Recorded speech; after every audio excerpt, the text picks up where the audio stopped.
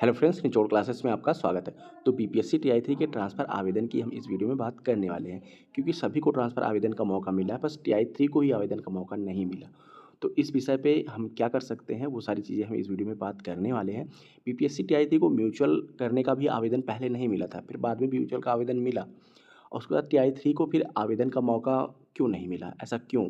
क्या रीज़न हो सकते हैं? तो वो सारी चीज़ें हम जानने की कोशिश करेंगे और इस पे हम क्या कर सकते हैं, उसकी भी बात इस वीडियो में करने वाले हैं। टीचर जब बीपीएससी टीआई 3 के जितने भी कैंडिडेट थे, सबको यही लग रहा था कि टीआई 3 का जो म्यूचुअल का आवेदन का मौका मिला है, तो उनको भी ट्रांसफ़र आवेदन का भी मौका मिलेगा, पर ऐसा कुछ भी नहीं हुआ है।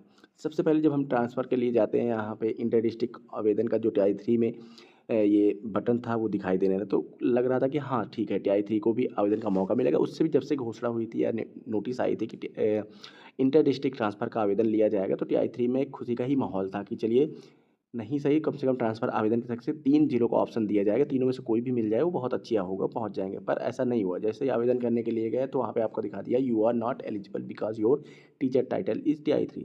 भाई टीचर टाइटल टीआई 3 है तो इसमें कौन-सा अ, भाई गलत बात है, टीआई 3 है तो क्या वो आवेदन नहीं कर सकता, ऐसा क्यों? और बाकी के लिए क्या है भाई, सक्सेसफुली अपना डाटा सबमिटेड कर दिया, उनका ट्रांसफ़र हो जाएगा। तो इस विषय पे जब हम क्या कहते हैं, कुछ टीचर जो है ना, वो एसीएस सर से मिले, जो आपके नए एसीएस सर हैं, उनसे मिले बी राजेंद्र सर से।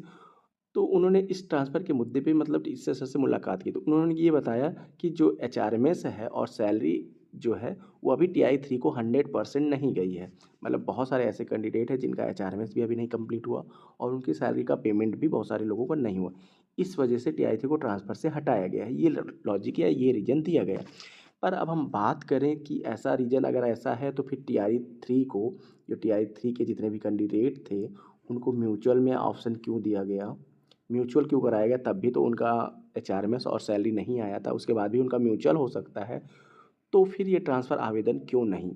तो ये बड़ी बात है। इस पे अगर आप लोग सब सहमत होके अगर फिर से कुछ किया जाए या सर से मिला जाए, इस पे बात की जाए, तो टीआई 3 का भी ये सॉरी टीआई 3 का भी ट्रांसफ़र आवेदन ओपन किया जा सकता है।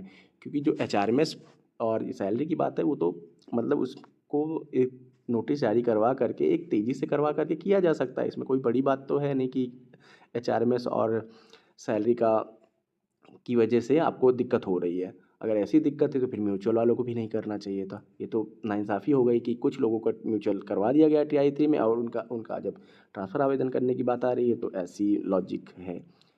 तो ये हमें लग रहा है, आपको क्या लगता है? आप कमेंट करके हमें ज़रूर सुझाव दीजिएगा। जैसा भी होगा वो आगे किया जाएगा, ठीक है? तो ये है अभी तक की अपडेट। मिलते हैं आपसे नेक्स्ट वीडियो में नेक्स्ट अपडेट के साथ, तब तक के लिए थैंक यू।